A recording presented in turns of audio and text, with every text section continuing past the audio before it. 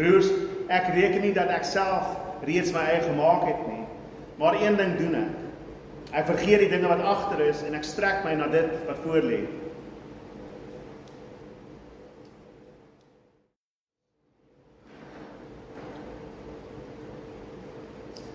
Julle kan saam met my blaai na Filippense 3, Philippians chapter 3, vanaf vers 7 tot 16 vanmôre. En dit is die laaste spreek vir die jaar. Nie die laaste as die Here dit so wil vir altyd nie, net die laaste vir die jaar.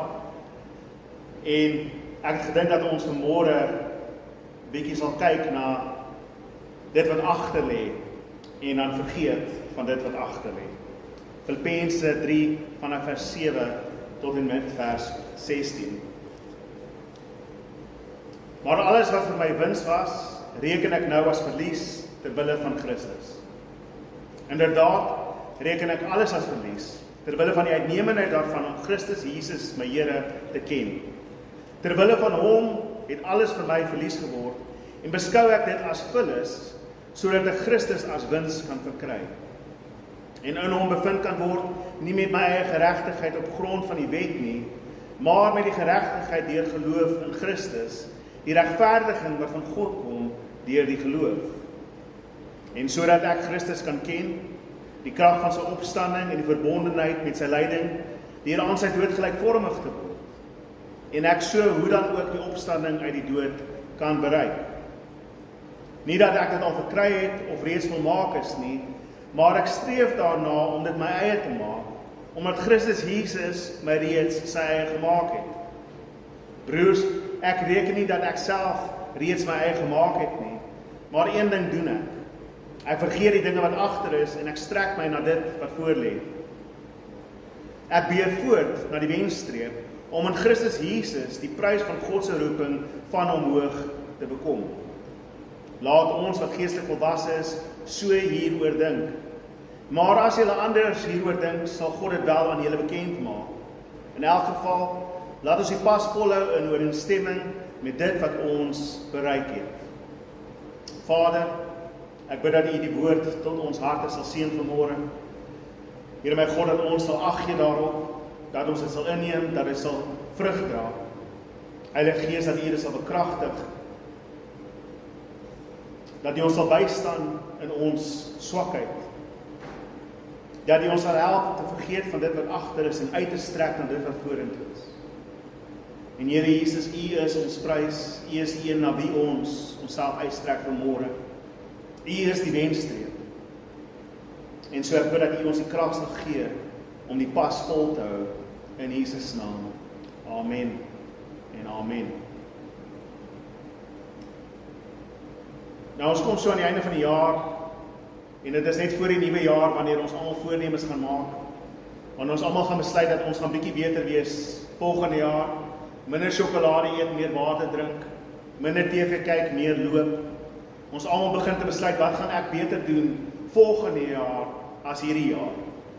En dit is ook so dat wanneer ons terugkyk na die jaar, hoor ek altyd mense sê hierso so teen die einde van die jaar, begin ons vir mekaar te sê ek is bly die jaar is verby.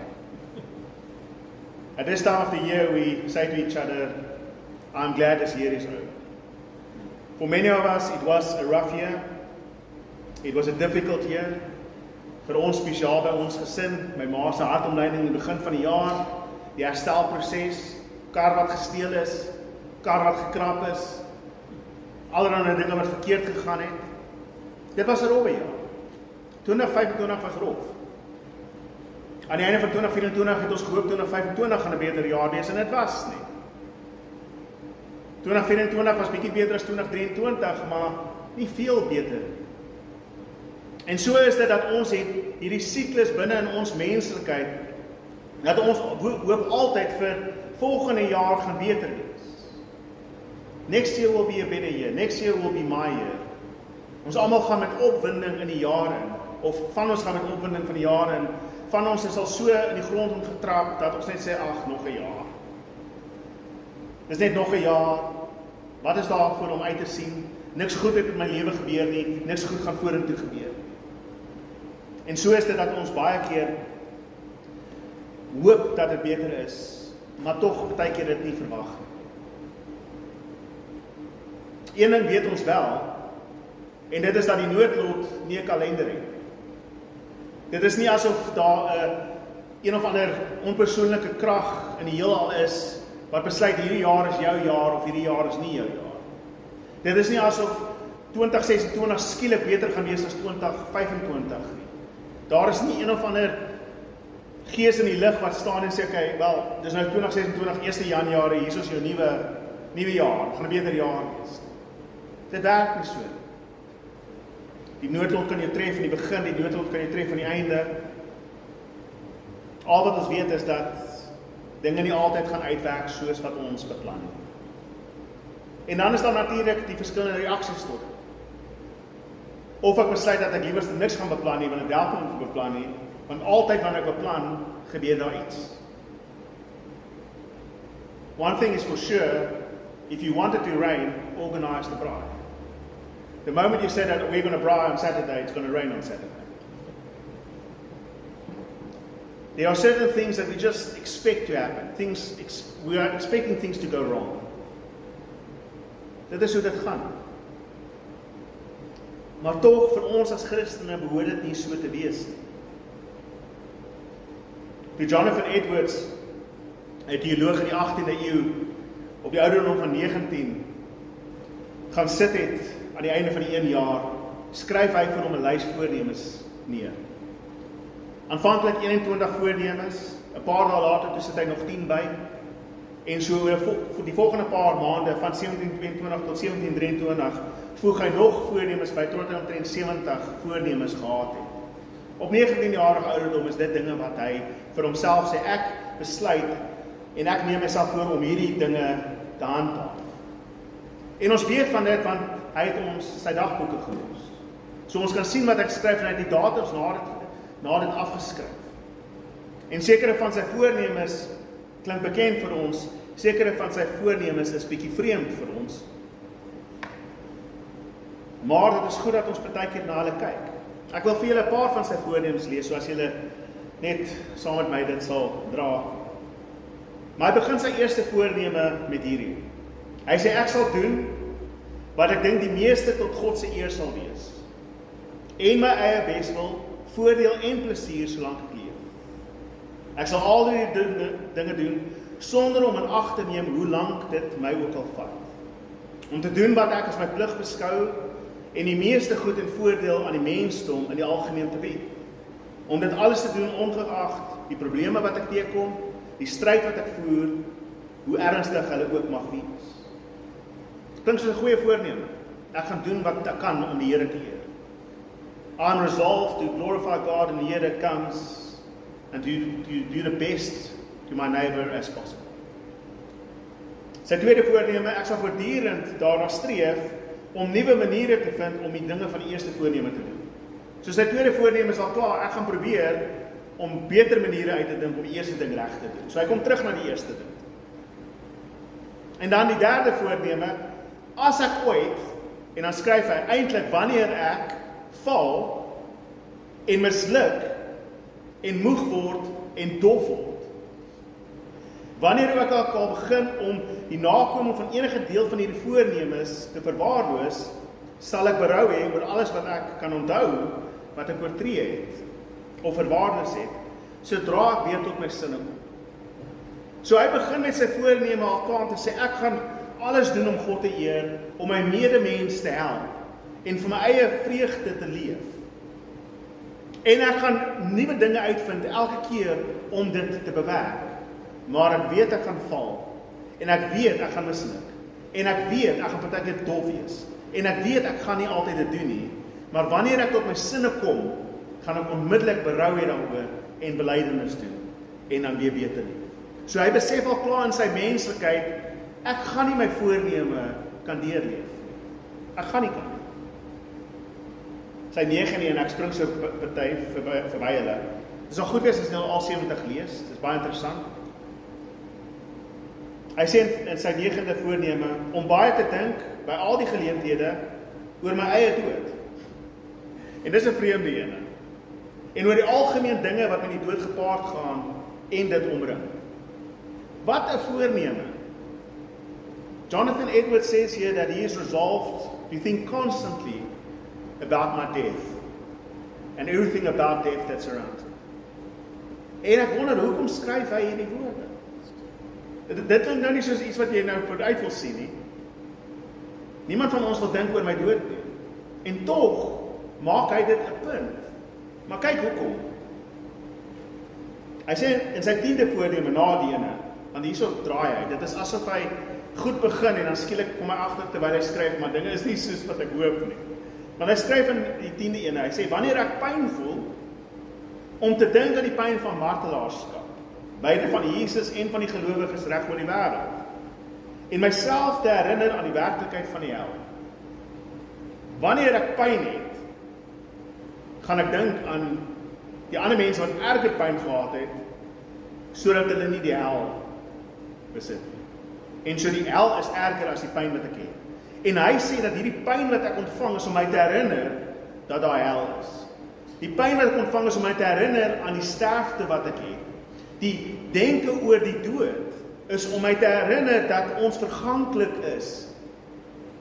En dan moet ons 'n besluit maak oor daardie verganklikheid. Dis wat sy punt is. Want hy skryf in sy 7de voorneme die volgende: ek sal so leef soos ek wens ek gedoen het wanneer ek sterf. Want baie mense kom op hulle sterfbed en sê ek moes iets anders te gedoen het. En hy sê ek gaan vandag lewe. Hy's 19 jaar oud terwyl hy dit skryf. Ek gaan vandag lewe soos wat ek hoop ek sal sê op my sterfbed ek gelewe het. En dis hoekom ek konstant aan die dood dink, want ek weet nie wanneer my uur kom. Reg? Want hy skryf in sy volgende voorneme om nooit iets te doen wat ek bang sou wees om te doen as ek verwag het dat die laaste basyn in die volgende uur sou kom. Dat ek nie besig sal wees met enige iets waaroor ek die Here sal vrees as hy nou kom nie. Met ander woorde, wanneer ek besig is met iets en die Here kom nou, hoop ek die Here vind my nie besig met dit wat ek besig is. Reg? Hy sê, so kom ons wees besig met iets goeds, iets heiligs, iets wat God verheerlik, asof dit die laaste uur is. Hy sê om altyd voortdurend ondersoek in te stel en elke klein geringste dingetjie wat my laat twyfel in God se liefde. En dan al my kragte spandeer om dit dood te maak. Daardie gedagtes wat my wegtrek van God af, daardie dinge wat ek doen wat my laat twyfel in God se genade. Stop dit. Hy sê ek moet al my energie spandeer om dit dood te maak. Om elke aand voor ek gaan slaap, is by sy 40ste. En ek hou van hierdie ene, dit pas by ons Kersfees. Ek dink hy het hierdie een geskryf een aand na hy teruggekom het van een of ander iets af. Want hy skryf om elke aand voor ek te gaan slaap te vra of ek so goed as moontlik opgetree het met betrekking tot eet en drink. Om elke aand vir myself te vra, het ek reg geëet en het ek reg gedrink? Het ek reg opgetree in wat ek geëet en gedrink het? En ek dink 'n mens kan uiteindelik vat wat ek ingeneem het hierdie dag. Wat het ek in my liggaam en my gedagtes gesit hierdie dag?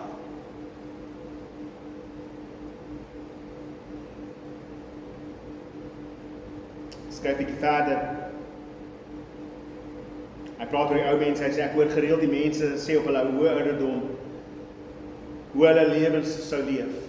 En so ek is vasbeslote dat ek sal leef soos ek my voorstel ek eendag vir die jong mense gaan sê wanneer ek oud is. En hy eindig sy voornemens nommer 70. Laat daar altyd iets goeds wees in wat ek sê. Ek lees hierdie voorneme, ek weet dit is baie voorneme. Maar ek dink Jonathan Edwards vat die woorde van Paulus baie sterk hier aan. Hy strek hom uit na wat voor is.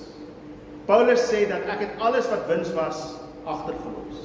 En ek strek my voor uit na die prys wat Christus is. Maar luister hoe Paulus ook sê, want alhoewel Jonathan Edwards vreemd klink wanneer hy sê ek dink aan die dood elke dag, sê Paulus dieselfde. Paulus sê dat ek wil Christus ken in sy dood en in sy opstanding. En ek wil gelykvormig word aan sy lyding. I want to know Christ in his death and in his resurrection.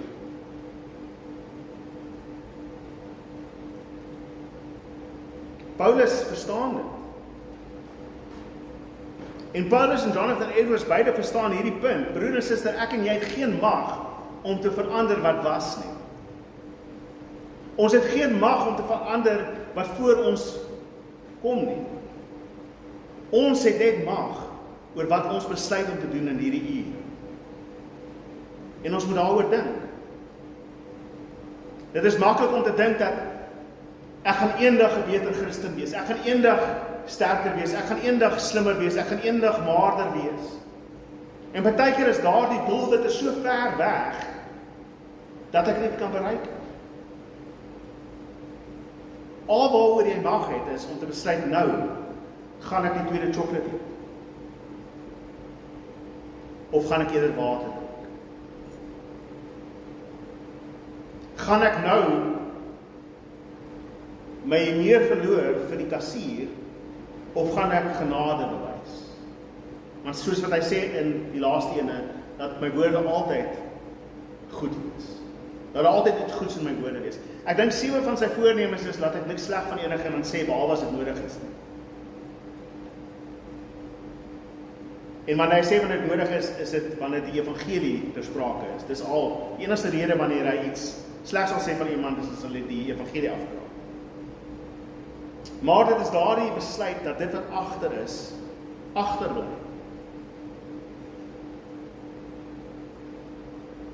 When we read that I count everything as lost and everything as rubbish in the light of Christ. And when we apply that to our lives, saying that we need to forget about what happened in the past and just look to the future, we often think about this as meaning forget about the bad things that happened in your life and focus on the good stuff that's lying ahead. Dis hoe ons gewoonlik te wees, né? Vergeet van wat agter is.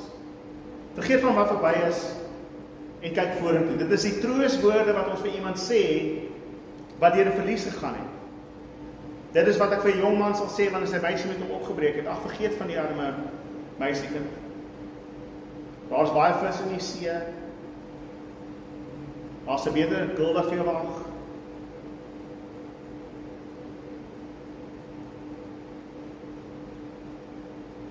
Dit is troostwoorde wat ons gebruik vir 'n jong atleet wat gestruikel het net voordat hy by die wenstreep gekom het.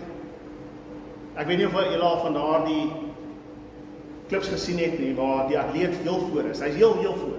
Hy's besig om te wen en dan kyk hy so agter en hy begin te juig en die volgende oomblik struikel en hy val daar voor die wenstreep neer en al die ander ouens kom verbygehardloop.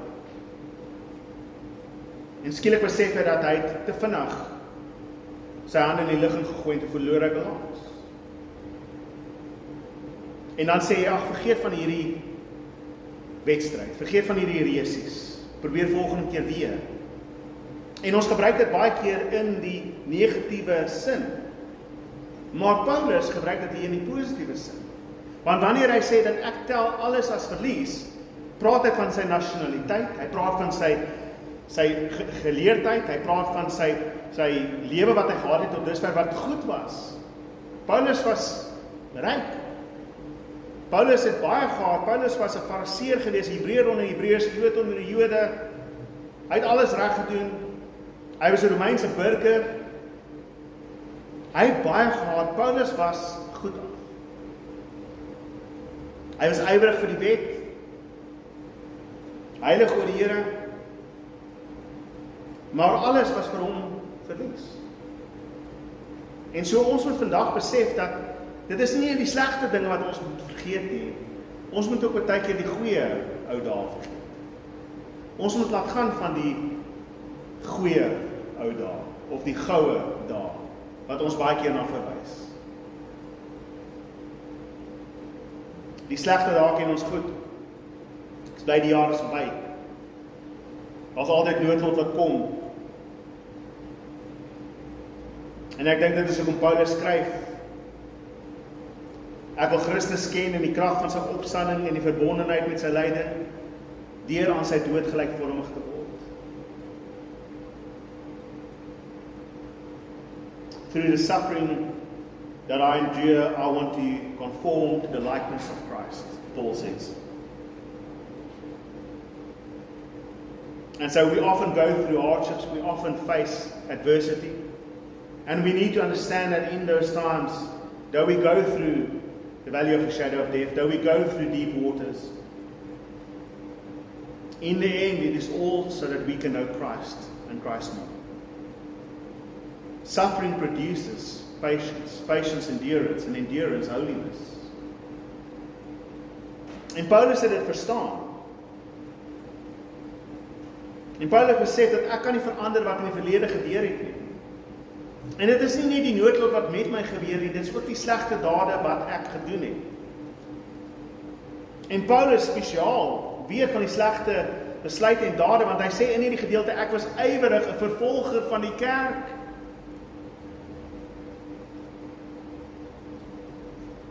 Ek het ander Christene seer gemaak, ek het van hulle in tronke gegooi, ek het van hulle tot die dood veroordeel. Daar is dinge wat ek gesê en gedoen het, wat die see nie eens kan skoon was nie.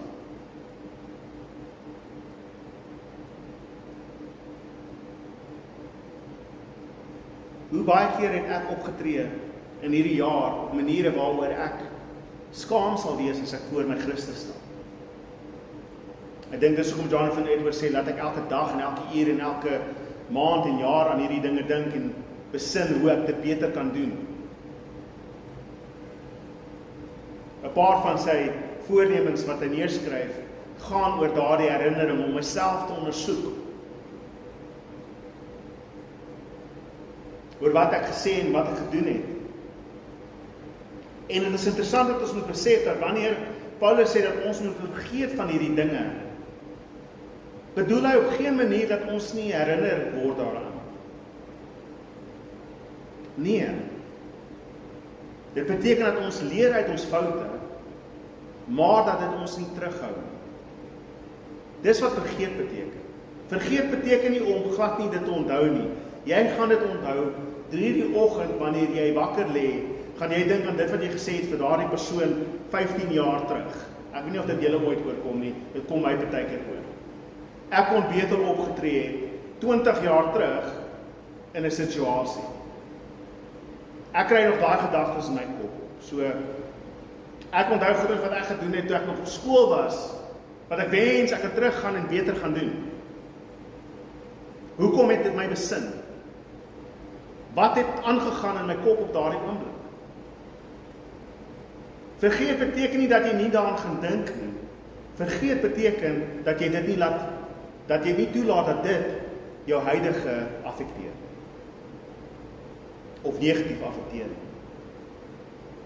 En Paulus het herhaaldelik, in baie van sy briewe skryf hy oor die vervolging wat hy gedoen het. En hy sê, ek weet dat ek moet die merke van die kruis in my liggaam dra, want ek was die sondaar. Ek was die een wat vernietig het.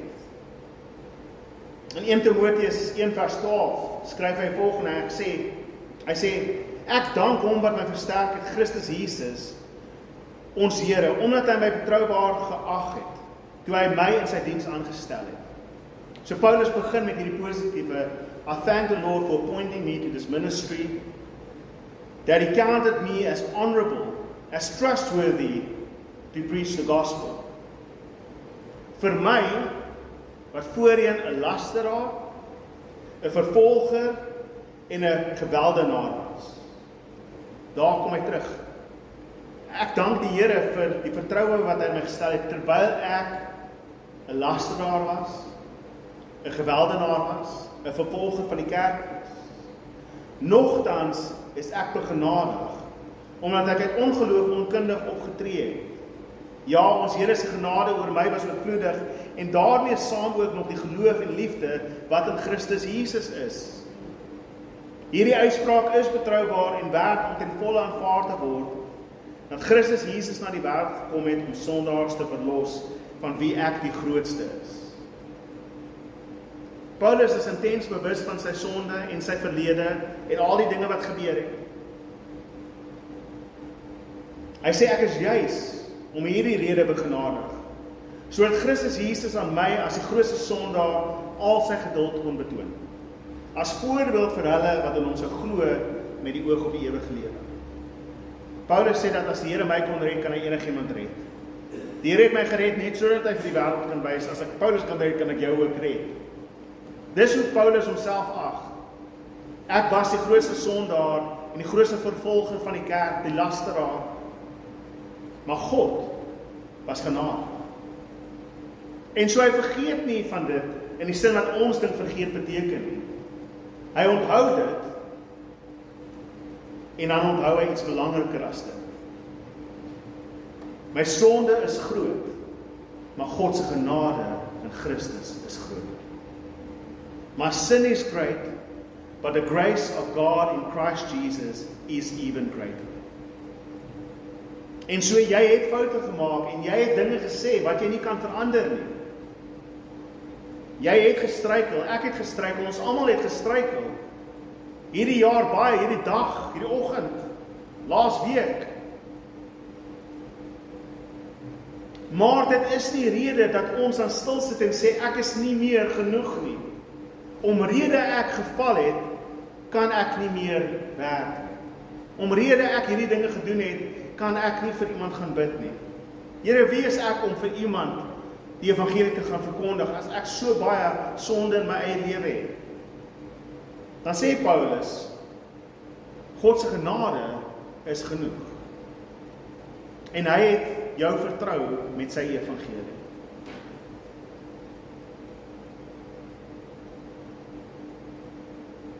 So ons kan nie toelaat dat dit wat in die verlede gebeur het, ons toekoms stop. Paulus sê, ek vergeet van dit wat agter is, en ek strek my uit na dit wat voor lê. Ek beweeg voort om die wenstreep te behaal wat in Christus Jesus is. Maar dan kom ons by die goeie ou dae. It is not only the bad things that we are called to forget, it is also the good things we are called to forget. Vir sommige van ons is die goeie ou dae laas jaar. Vir ander is die goeie ou dae 10 jaar terug, of 20 jaar terug. Die goeie ou dae is in 'n ander dorp. Die goeie ou dae is in 'n ander land. Die goeie ou dae was toe ek nog daar in Nelspruit gery het, in Langehoven Singel. Niks oor hoef te bekommerd te gewees in die wêreld nie. Elke aand laat in die parkie gesit, in die middel van die nag, het ons kinders buitekant gespeel. Die goeie ou dae.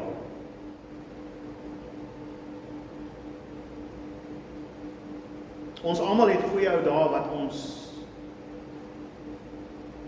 aan dink en sê, dit was die goeie ou dae. En dit is ongelukkig dat ons altyd sê, want hierdie dae is sleg. Wanneer ons sê die goeie ou dae, dan bedoel ons is nie gelukkig en vergenoegd met die huidige dae. Alles is duurder, almal is kwaader, almal is leliker met mekaar. Die wêreld is deur mekaar, daar is soveel sonde. We all want to go back to the good old days, the golden years. When there was more peace in the world, when it seemed like people loved each other a little bit more than they do today, when people weren't as selfish as they are today, when people aren't as sinful as they are today. Die Prediker in Ecclesiastes chapter 7 verse 10. Do not say, where has the good days gone? Those are not words of wisdom. Kan jy dus glo dat 'n prediker skryf al, moenie praat oor die goeie ou dae nie. Moenie vra hoekom hierdie dae goed was nie. Dis nie wys nie. Want die realiteit van die lewe, broer en suster, is daardie jare wat dalk vir jou goue jare was nie goue jare vir ander mense nie. En daardie tye wat jy dink niks verkeerd was nie, was dit net weggesteek van jou af. Vandat sonde in die wêreld ingekom het, was dinge deur mekaar. Die probleem is dat ons vashou aan dit wat goed was. En ons dink dat as ek net my huidige kan verander om te wees soos daardie dae, dan sal my lewe nou beter wees. Maar op die einde van die dag, broer en suster, is dit om ontevrede te wees met die plan wat die Here vir jou het.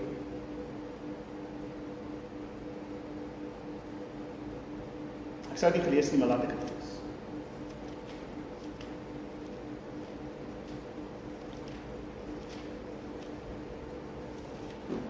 Ek sê die goeie ou Dawid nie bron nodig. Die woorde is klein julle.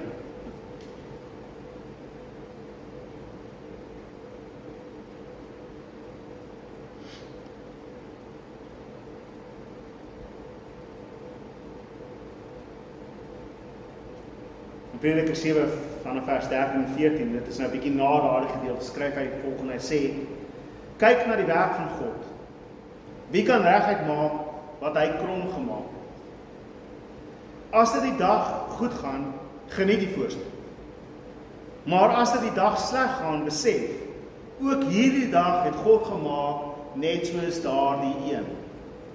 Gevolglik kan die mens nie enige iets ontdek wat in die toekoms vir hom wag. Hoe kan daai nou? Moenie kyk na die goeie ou dae nie, want dit is dwaas. Die ware wysheid is dit, as dit goed gaan met jou vandag, geniet dit. As dit sleg gaan met jou vandag, besef dat die Here het beide die goeie en die slegte dae gemaak. En jy het geen mag oor jou toekoms nie. Om te dink dat as ek hierdie dinge van die verlede kan terugbring in my huidige tyd, en dit my lewe beter sal maak, is nutteloos en is dwaasheid. Want dit gaan nie. Dit gaan nie. En so, Paulus sê, ek vergeet van die goeie ou dae, toe ek in die tempel elke dag kon wees, sonder dat iemand my wil slaan met 'n stok. Ek vergeet van die goeie ou dae, toe ek lekker saam met die wyse manne kon sit, en gesels oor teologie. Ek vergeet van al hierdie dinge. Ek vergeet van die gemak wat ek gehad het as 'n Romeinse burger. Ek vergeet van alles. Want die toekoms is onseker. Jy het regtig net mag oor nou. Broer en suster, ons moet dit besef. Ek en jy het regtig net mag oor nou. Ons kan die verlede nie verander nie, ons kan die toekoms nie bepaal nie. Ja, ons kan doelwitte vir onsself voorsit. En dit is goed om die voornemens te skryf. Ek dink ons kan leer by Jonathan Edwards. En ek hoop dat ons voornemens so kan wees, dat dit 300 jaar later ook gelees kan word in 'n hele ander land. Dink daaraan. Voornemens wat 'n 19-jarige seun geskryf het, word 300 jaar later in Suid-Afrika gelees. In 'n ander taal as wat hy geskryf het. Ons behoort voornemens te skryf soos Jonathan Edwards. Wat nie net is, wat gaan ek hierdie jaar beter doen nie. Want ons almal weet, in die tweede week van Januarie is dit verby. Maar voornemens wat, soos Paulus en Jonathan Edwards besef, uiteindelik is om vorentoe te ry na Christus toe. Ek gaan nou besluit om beter te leef. Ek gaan nou besluit om God te eer. En as ek dit nie reg kry in hierdie uur nie, die volgende uur wat kom, wanneer ek tot my sinne gekom het, berou te en sê, okay, hierdie uur was verkeerd. Kom ek probeer beter. Maar wie van ons, as ons 'n rowwe dag begin hê, gaan slaap beter? Dan slaap jy ook môre se dag is beter, die son sal opkom. As die rede kom, die Bybel skryf, moenie kwaad gaan slaap. Moenie kwaad gaan slaap. Maak vrede nou. Vergewe nou. Wees lief nou. Gee aandag nou. Spyt kom te laat. Waardeer die tyd wat jy nou het. We are called to an upwards calling to Christ. To become like Him in mind, body and soul, to be conformed to Christ our Lord. And so we need to leave behind this notion that the good old days were better days. You only have today, so live today to the glory of Christ. We have to forget about what happened yesterday and what we said yesterday and how we failed yesterday.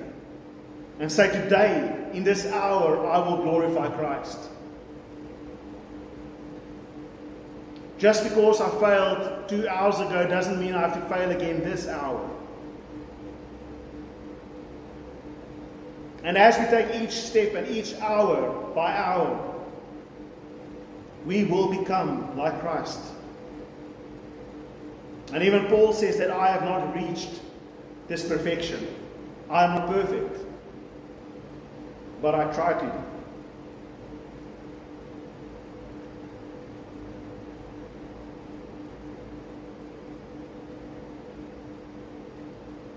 One of the last resolutions that I want to read for you about from Jonathan Edwards.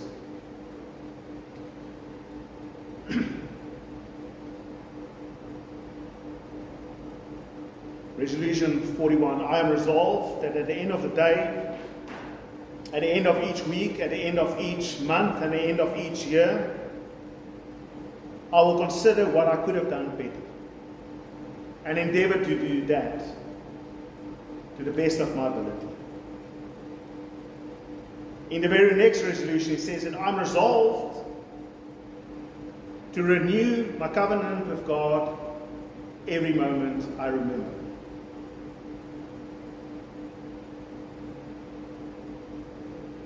To remember the words that I spoke at my baptism, to renew my oath when I take communion, and every day from this day forwards, to renew my devotion to God.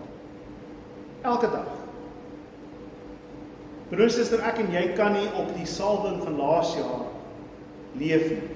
Ek en jy kan nie berus op wat ons eendag gesê het, lang gelede nie. Every day we have to commit to Christ. Every hour we have to say, Lord, let me glorify you in this hour.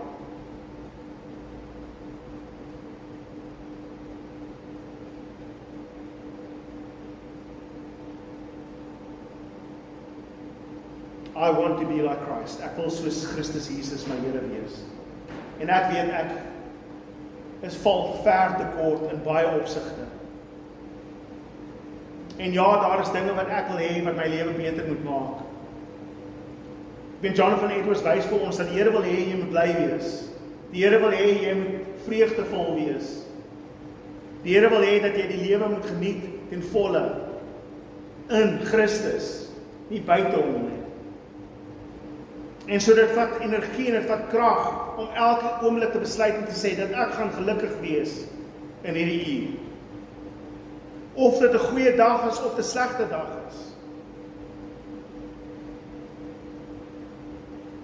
As ek agterkom dat ek besig is om irriterend te word of geïrriteerd te wees, laat ek daardie oomblik berou hê en sê, Here, help my. En laat ek alle krag inspann om bietjie beter te wees.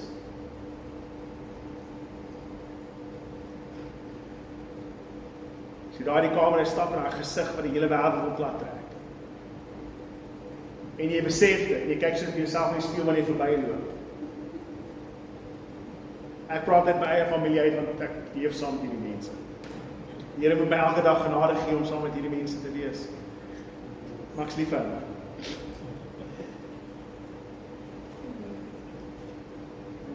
To become like Christ is choose every moment to be like Christ. Om soos Christus te word is om elke oomblik te besluit om soos Christus te wees. En so ek raai julle aan, ek moedig julle aan, gaan sit bietjie in hierdie week wat kom, voor die nuwe jaar. Moenie voornemens skryf vir wat jy in die volgende jaar wil doen nie. Skryf voornemens wat jy elke dag wil doen tot die heerlikheid van God. Voornemens wat jy jou lewe volgens kan rig. Om soos Paulus ook te kan sê dat ek strek my uit na die opwaartse roeping in Christus. Om nie vas te hou aan dit wat jy gehad het in die verlede nie, Ek weet die goeie ou dae was goed geweest. Ek weet dit was lekkerder geweest. Maar jy kan dit nie verander nie. Al wat jy kan doen is om vandag en in hierdie uur te besluit, ek gaan gelukkig wees. Ek gaan goed doen aan my medemens. Dat elke woord wat ek sê goed wees, dat elke ding wat ek doen, God verheerlik. En ek gaan nie meer my tyd mors met dit wat afbreek en seermaak nie. Dis 'n daaglikse, uurlikse besluit. En so gaan maak vir jou 'n lys voornemens. 'n Lys wat jy hoop iemand 300 jaar later in 'n land en in 'n ander taal kan lees vir hulle gemeente. En te sê ons wil hierdie tipe voornemens hê. En soos Jonathan Edwards, plak dit iewers of sit dit iewers waar jy dit elke dag jouself lees. Hy het aangehou om dit te lees. Die feit dat hy bygevoeg het elke keer en die datum neergeskryf het, wys vir jou dat hy kort teruggegaan het na dit wat hy geskryf het. Dit gelees het en gesê, ek het op daai geval. Want dit is al, broer en suster, hoe ek en jy waarlik tot Christus kan kom. En gelukkig kan wees. Vergenoegd te wees.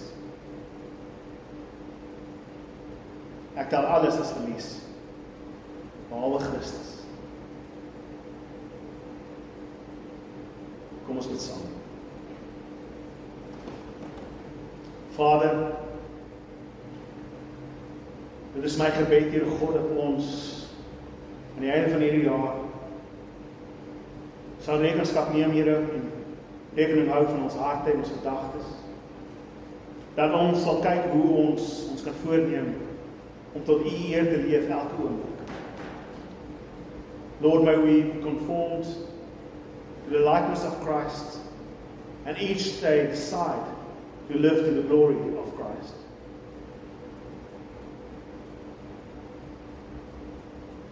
May we live with such a passion to glorify You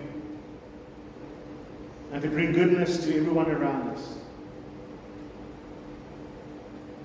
That we will endeavor to do all in our power to follow the examples of Christ our Lord. Ja, Here, dat ons in U genade sal leef, nie deur ons eie krag nie, want ons weet dit is onmoontlik. Wanneer ons val, wanneer ons struikel, en dit sal gebeur, Here God. Here, bid ek dat U ons sal oprig, Heilige Gees, dat U ons die krag sal gee om aan te gaan. En dit is die in U krag, Here God, wat ons in staat is om te doen dit wat U wil hê ons moet doen. Want dit is U wat in ons werk om te wil en te doen wat U verheerlik. En so help ons in ons swakheid, Here God. Help ons in die heiligheid om te leef volgens U eer.